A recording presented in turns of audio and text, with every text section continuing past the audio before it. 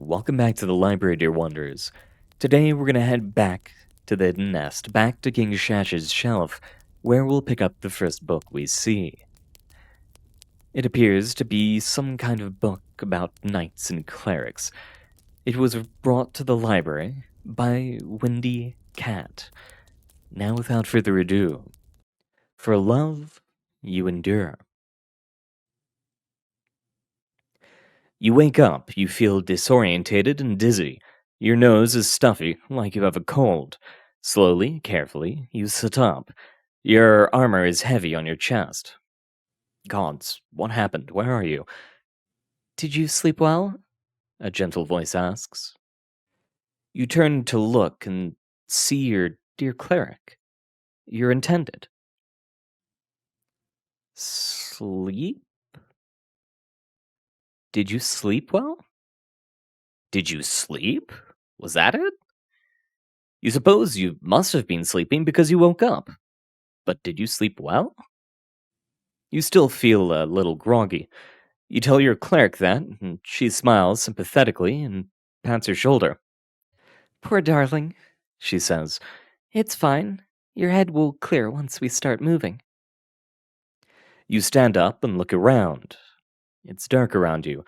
The walls are too close and wet. Is this a dungeon?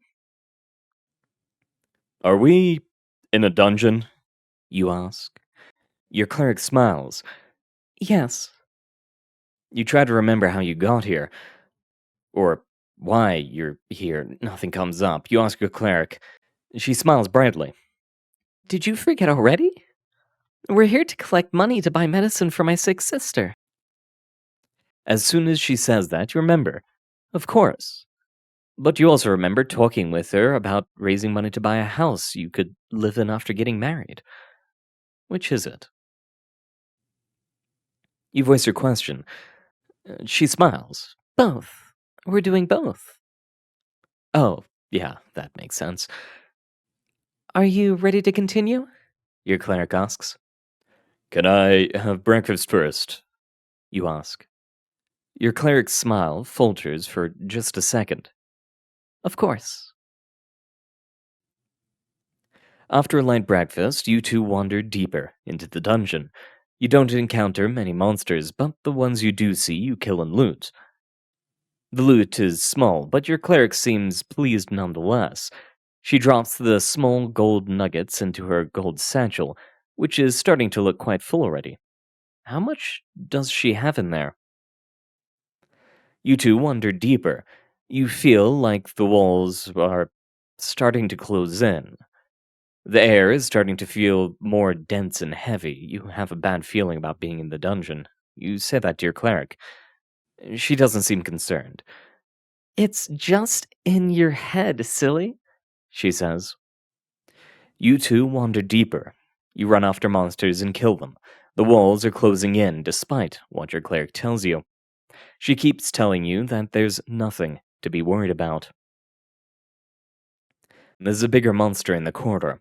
As soon as it sees you two, it turns and runs. That must be worth a lot, your cleric exclaims. Let's get it. She runs after it and you follow. She casts a spell that boosts your speed and you run past her. With a swift swing of your sword, the monster is impaled. It turns to you, and you could swear it has human eyes, filled with pure terror. Why? It wheezes. What? You ask, shocked. You step back and pull your sword out of the monster. It groans and gurgles, blood seeps from its mouth, and it slowly slumps over on the floor. There's a long wheeze as the air escapes its lungs when it dies. You stare at it, feeling numb. Well done, your cleric chirps, patting your shoulder. One hit. Amazing. She strides over to the corpse and starts looting it. Wait. She stops and looks at you. What? It spoke. Your cleric blinks in confusion. What? The monster. It spoke to me. It asked why I killed it. Your cleric stares at you in shock before she recovers. Oh, my dear. She coos and walks back to you, grasping your face gently. It didn't say anything. You were imagining it. You almost believe her, but you remember the monster's eyes.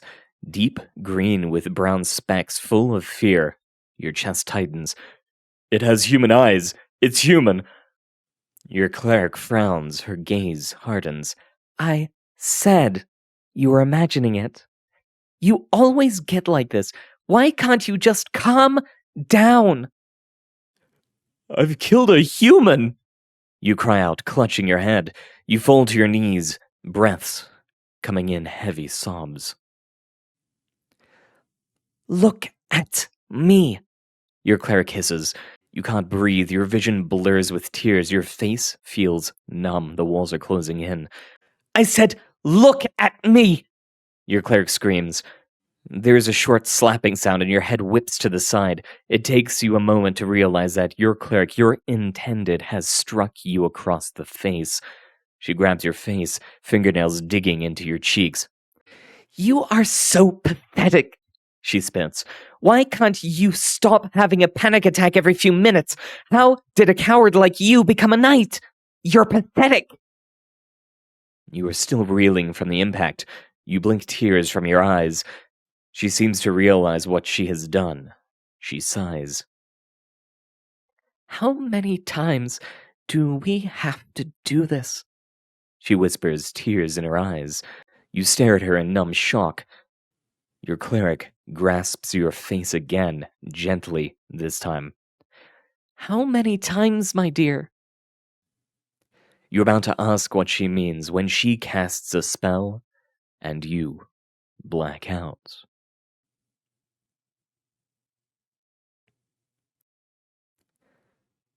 You wake up. You feel disorientated and dizzy. Your nose is stuffy, like you have a cold. Slowly, carefully, you sit up. Your armor is heavy on your chest. Did you sleep well? Your dear cleric, your intended, asks sweetly. Are you ready to move on?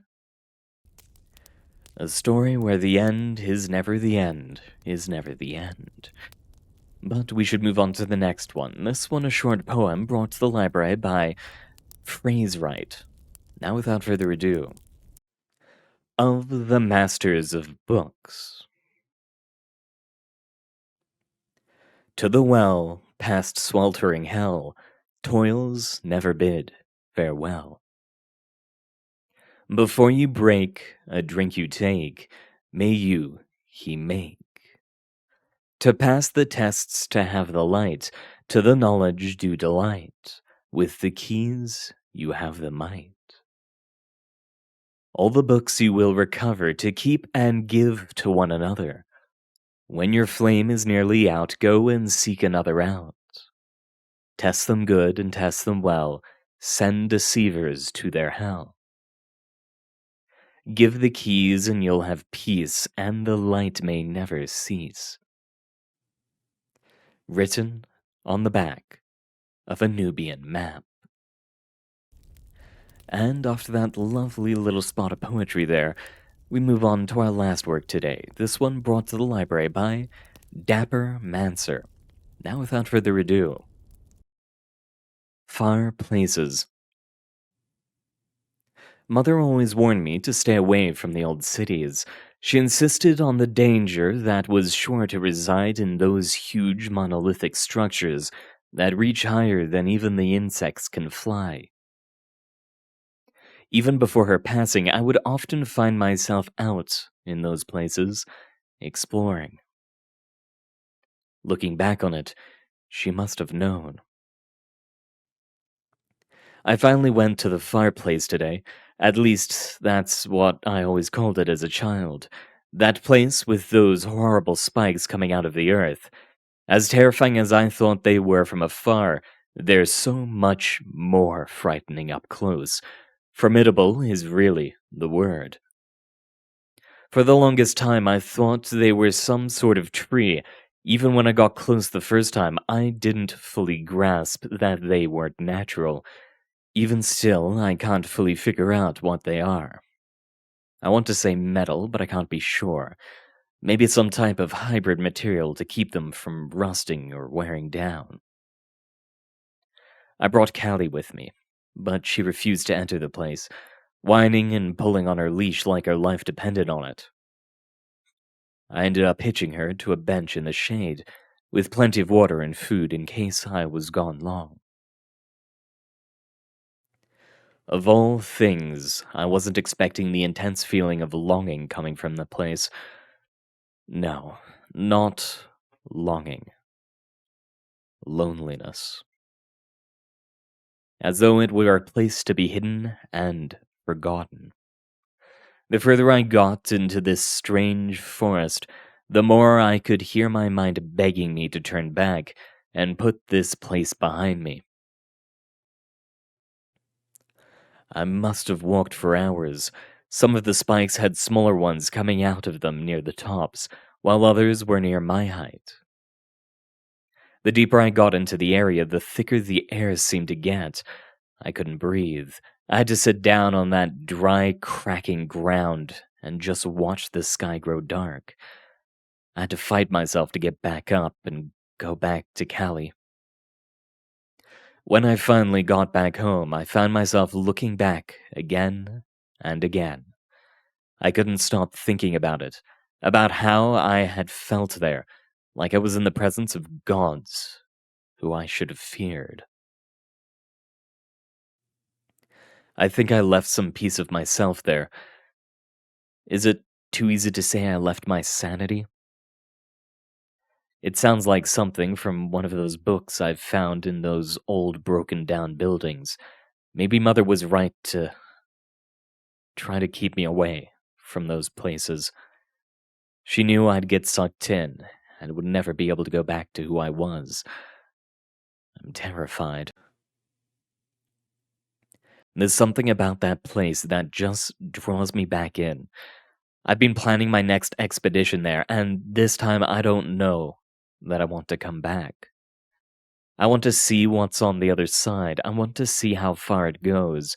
I'll have to find someone to care for Callie in my absence, but that shouldn't be too hard. She's a sweet dog and an even better scavenger, so I'm certain someone will want her. I have to get started planning. And that's all the time we have for today, dear wanderers. Thank you very much for coming. It has been an honor reading for you, even if today was a little bit short. I hope to see you all next time, and make sure to get yourself something to drink, a water or something.